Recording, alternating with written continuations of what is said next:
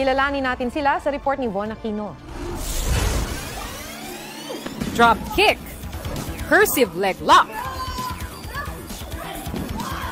Meteora. At Justice Leg. Signature moves yan ng mga Pinay wrestlers na sina Super P. Ang DIY superhero ng Manila Wrestling Federation. Tara! Up! Up! And away! Patricia Ligaya. Hindi porkit hikay, hindi kayang makisabay. Joya. Pinakamaliit, pero kayang-kaya kang balibagin. At Chelsea Marie na isang transgender. The Pinay Vixen.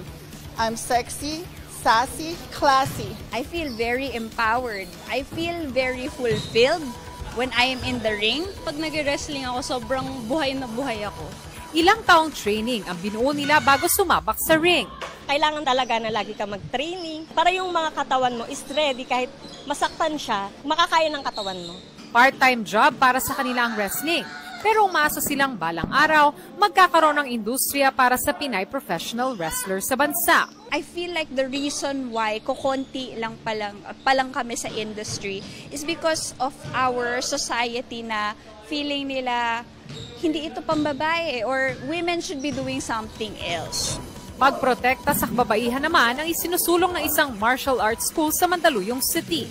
Kasabay ng selebrasyon ng Women's Month, nais daw ng Senshi Dojo na tulungan ang mga kababaihan na protektahan ang kanilang mga sarili.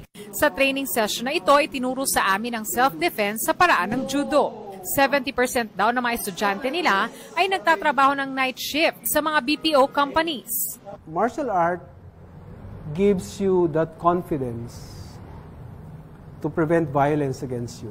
Fulfilling yung feeling after na kaya mo palang gawin siya. My own act of, I think, meaningful defiance na ang mga babae kayang-kaya rin to. Von Aquino nagbabalita para sa GMA Integrated News.